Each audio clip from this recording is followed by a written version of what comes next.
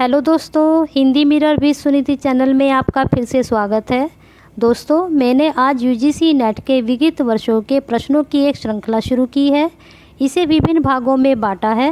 आज इसका भाग 1 करेंगे, जो सटीक व सरल व्याख्या के साथ हल किया गया है। तो दोस्तों, इसे शुरू करने से पहले अगर आपने चैनल को सब्सक्राइब नहीं किया है तो सबसे पहले चैनल को सब्सक्राइब कर यूट्यूब के बेल आइकन को क्लिक कर दीजिए। तो चलिए दोस्तों, शुरू करते हैं विगत वर्षों के प्रश्नों के हल। पहला प्रश्न है दिसंबर 2018। इनमें से कौन सी बोली बिहारी हिंदी वर्ग में नहीं आती है?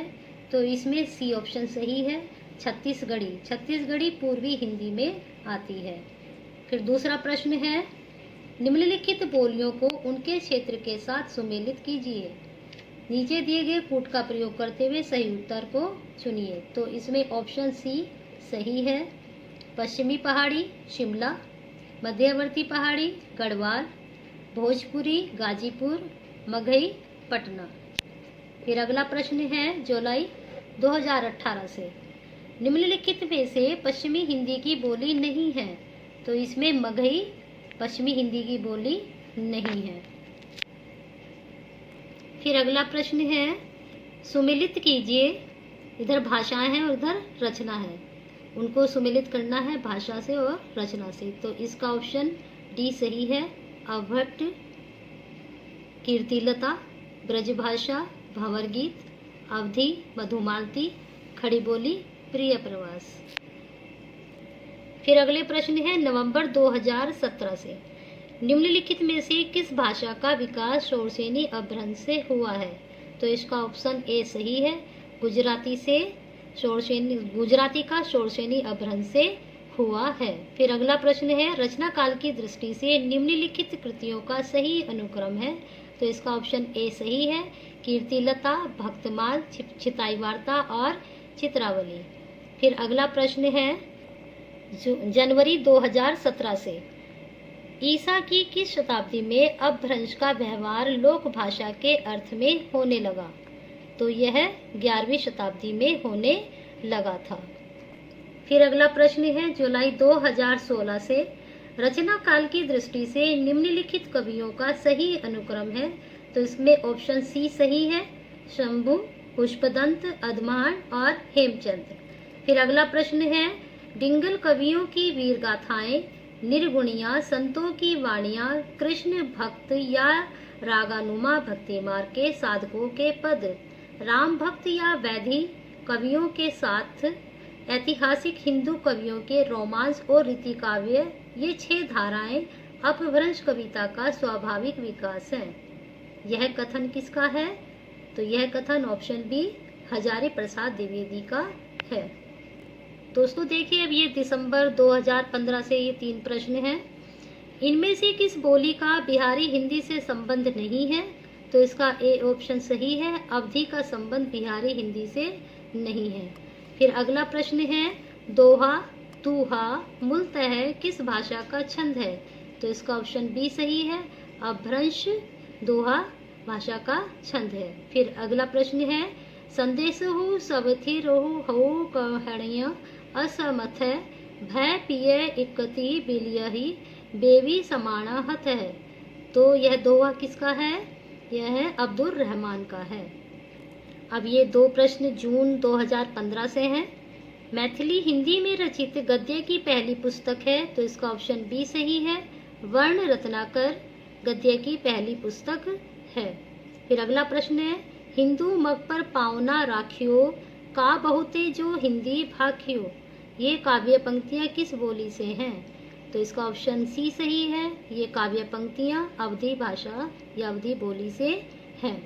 फिर अगला प्रश्न, दिसंबर 2014।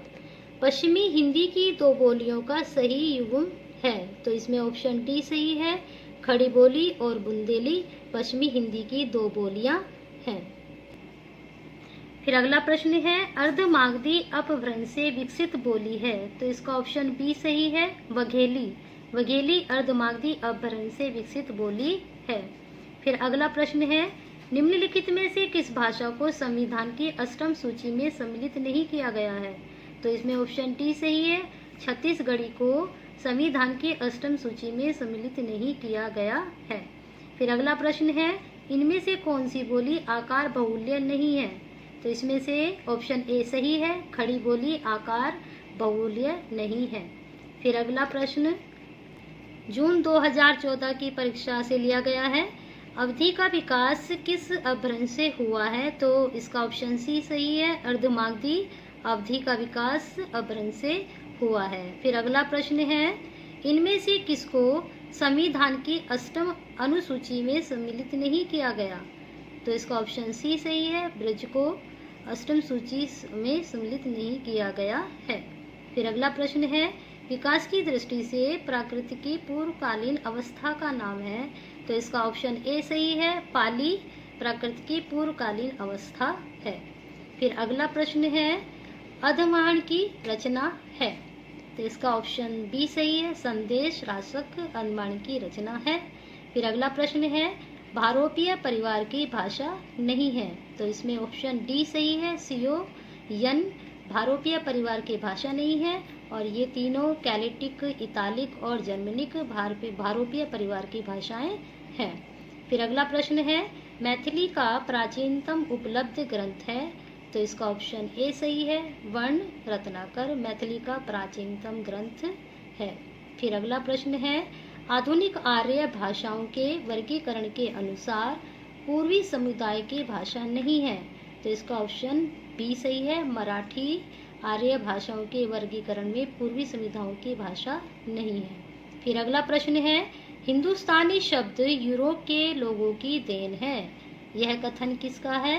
तो इसका ऑप्शन सी सही है, ग्रियर्सन इस कथन के लेखक हैं। देखिए दोस्तों, ये वाला जो प्रश्न है, मैथिली की प्राचीनतम उपलब्ध ग्रंथ है वर्ण रत्नाकर, ये क्वेश्चन आपके 2015 में भी आया और 2014 में भी रिपीट हुआ है। फिर अगला प्रश्न है, पश्चिमी हिंदी के अंतर्गत नहीं आती है? तो इसका ऑप्शन डी सही है, वघेली पश्चिमी हिंदी के अंतर्गत नहीं आती है, यह पूर्वी हिंदी के अंतर्गत आती है। फिर अगला प्रश्न है, दोहा किस भाषा का लोकप्रिय छंद रहा है? तो इसका ऑप्शन सी सही है, अपभ्रंश। देखिए दोस्तों, ये वाला प्रश्न भी दोबारा रिपीट हुआ है, 2015 में भी आया, फिर 2014 में भी आया है। फिर अगला प्रश्न दोबारा जुलाई 2018 से है, अभ्यंतर प्रयत्न के अनुसार वर्णों के भेद हैं? तो इसका ऑप्शन बी सही है, 4 अभ्यंतर प्रयत्न के अनुसार वर्णों के भेद होते हैं। फिर अगला प्रश्न जुलाई 2016 से है, अणय वर्ण का उच्चारण स्थान है? तो अणय का उच्चारण स्थान बी ऑप्शन सही है, मूर्धा होता है। फिर अगला प्रश्न दिसंबर 2015 से है, इनमें से कौन सा युग्म आघोष ध्वनि है? तो इसका ऑप्शन सी सही है, प और फ आघोष ध्वनि है। फिर अगला प्रश्न जून 2015 से है, प्रयत्न के आधार पर ल किस प्रकार की ध्वनि है? तो इसका ऑप्शन ए सही है, पार्श्विक ध्वनि है। प्रयत्न के आधार पर ल किस प्रकार की ध्वनि है? पार्श्विक ध्वनि है। फिर अगला प्रश्न है दिसंबर 2014 से, कंठयोष्ठ्य ध्वनि का उदाहरण है? तो इसका ऑप्शन सी सही है, कंठयोष्ठ्य ध्वनि का उदाहरण है। फिर अगला प्रश्न 2014 दिसंबर से ही, इनमें से कौन सी ध्वनि संयुक्त व्यंजन है?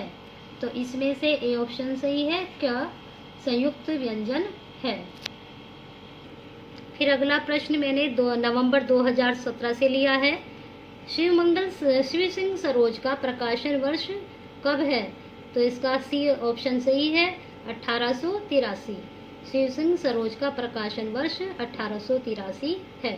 फिर अगला प्रश्न दिसंबर 2015 से है, हिंदी साहित्य का अतीत के लेखक हैं? इसका ऑप्शन ए सही है, विश्वनाथ प्रसाद मिश्र हिंदी साहित्य के अतीत के लेखक हैं। फिर अगला प्रश्न जून 2015 से है, हिंदी साहित्य का इतिहास सर्वप्रथम किस भाषा में लिखा गया था? तो दोस्तों सर्वप्रथम इसका इतिहास फ्रेंच में लिखा गया था। फिर अगला प्रश्न दिसंबर 2012 से है, निम्नलिखित इतिहास ग्रंथों का कालक्रम अनुसार सही क्रम क्या है? तो इसका ऑप्शन डी सही है, मिश्रबंधु विनोद, हिंदी साहित्य का इतिहास, हिंदी साहित्य की भूमिका, हिंदी साहित्य का आलोचनात्मक इतिहास। इतिहास ग्रंथों का यह वाला सही अनुक्रम है। फिर अगला प्रश्न है, गारसादा तासी ने हिंदुस्तानी साहित्य का इतिहास किस भाषा में लिखा है? तो इसका ऑप्शन ए सही है। गारसादा तासी ने हिंदुस्तानी साहित्य का इतिहास फ्रांसीसी भाषा में लिखा है। तो दोस्तों, इसी के साथ विगत वर्षों के प्रश्नों का यह जो भाग हमने शुरू किया है, इसका भाग 1 आज यहीं खत्म होता है। और इसी तरह से आप हिंदी मिरर विद सुनीति के साथ जुड़े रहिए और अपनी हिंदी को नई दिशा देते रहिए।